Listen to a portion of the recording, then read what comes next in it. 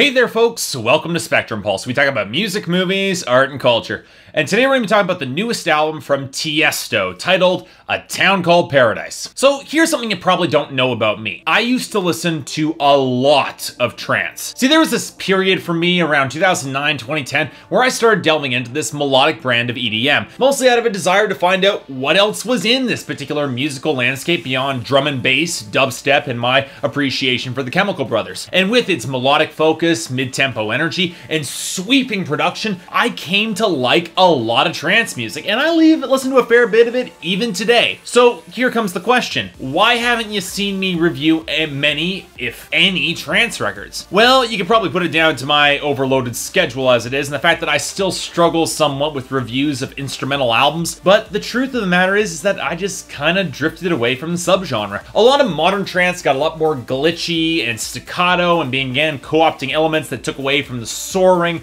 melody-driven trance that I tended to like, so I just kind of moved away from the subgenre. What's kind of hilarious in hindsight was that even as I was moving away from this particular brand of EDM, the larger genre in general was moving even faster towards the mainstream charts, faster than ever with the success of DJs, the rise of dubstep, and the general acceptance of EDM on this particular side of the Atlantic. So, with all that in mind, let's talk about Tiësto, who started releasing trance records in the early 2000s before drifting into darker electro house territory, which culminated in his 2010 release Kaleidoscope. Now, the funny thing with that particular album is that you could see the shift towards a more pop-friendly sound already in the works, with shorter, more conventionally structured songs, and the biggest arsenal of vocal collaborators outside of an Armin van Buuren album. So, when I started to see Tiësto songs cropping up in the lower ends of the Billboard Hot 100 charts this year, I wasn't exactly surprised. I mean, with EDM becoming more mainstream, it wasn't really a surprise that those who would cross over first into the mainstream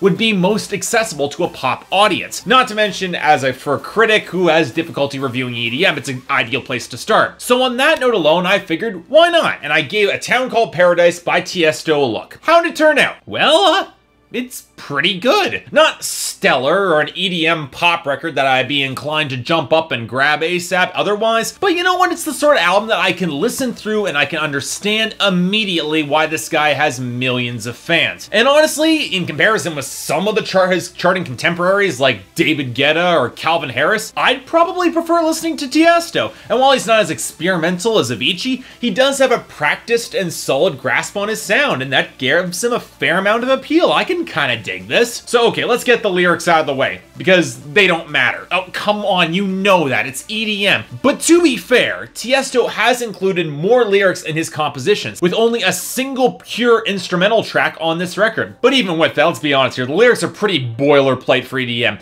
Mostly about songs about breaking free and Red Lights, Footprints, the title track, and Set Yourself Free, or the typical party hookup tracks in Let's Go, Close to Me, or The Feeling. Now, what tends to make Tiësto stand a little bit is his inclusion of some breakup or troubled relationship songs. But if I'm being honest, I wouldn't say he's exactly bringing a lot of nuance to the table in his songwriting. Written in reverse, Echoes and Light Years Away, they're just basic songs of desperate longing and reminiscence.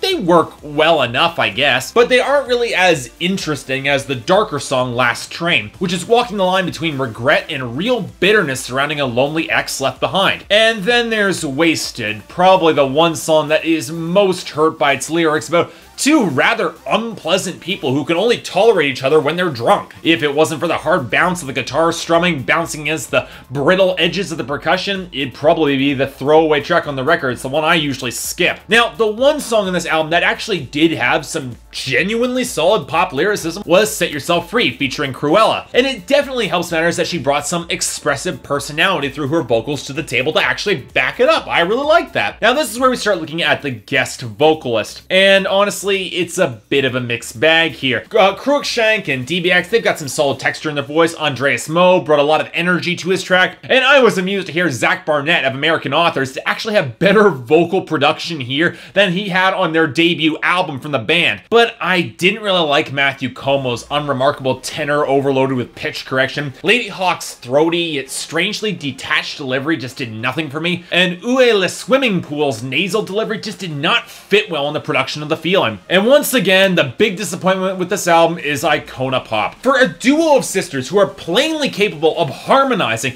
and delivering a ton of personality, or at least energy, their chorus on Let Go was incredibly lackluster. Now, to Tiësto's credit, I wouldn't say that any of the vocalists sounded entirely out of place or inappropriate in his mixes, but at the same time, I'm not sure there were any standout performances here on this track either, especially in comparison to acts like John Martin for Swedish House Mafia, or Foxes for Zed, or Aloe Black for Avicii. Now, this finally takes us to the important bit, the instrumentation and the production, the real meat of what Tiësto brings to the table. And here's the thing, Tiësto's mixes are very dense, but when they can bring together a solid melodic focus and bring it to the forefront, they can have a lot of flow and they can have a lot of character, especially when he ventures into some differing instrumentation. His use of some breezy guitar tones, it does a lot for Red Lights and Footprints, and the rich piano melodies, they add a lot of character to songs like Light Years Away, the title track, and Last Train. Even though on that last track, they pretty much openly lift part of the melody from Not Over You by Gavin DeGraw. It's really where we start moving into some of the synth choices that things get a little bit trickier. And it's here where I'll make my preferences very plain with regards to this sort of EDM. When Tiësto can bring an interesting melody to the table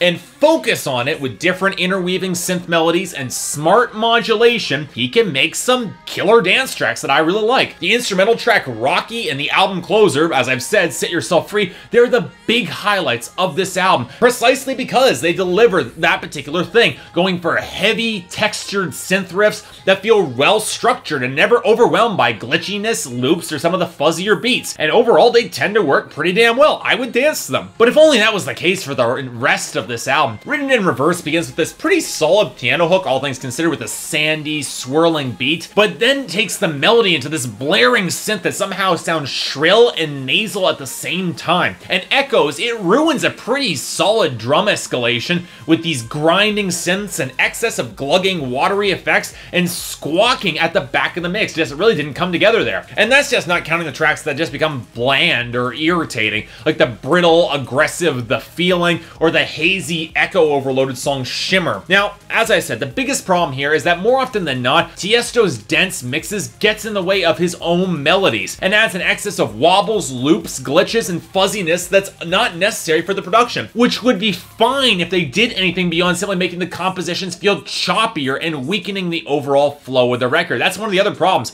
This album does not flow well from track to track, and that's kind of disappointing, especially from a former trance artist. But look, overall, A Town Called Paradise by Tiësto, it's actually pretty decent, with some solid melodies, some decent vocal performances, and while the lyrics are pretty shallow, they never reach the point of actively insulting my intelligence. Looking at you, Skrillex. But what frustrates me the most with this record is that Tiësto doesn't always place the most focus on his melodic compositions, which means that this album can lose some of its tightness and occasionally feel overloaded in its mix for no good reason. And that can also lead to some tracks that come across as a little bit interchangeable, at least to me. And what's probably most frustrating about this record is that I really do want to like it a fair more than I do. There's some real potential here in the melodies. But as it is, it's a strong 6 out of 10 and something of a recommendation. Look, if you're familiar with EDM or with pop music as a whole, you can inevitably point me to a dozen better acts, as I'm sure you will in the comments, and I actually appreciate that. But for what this record is, it works.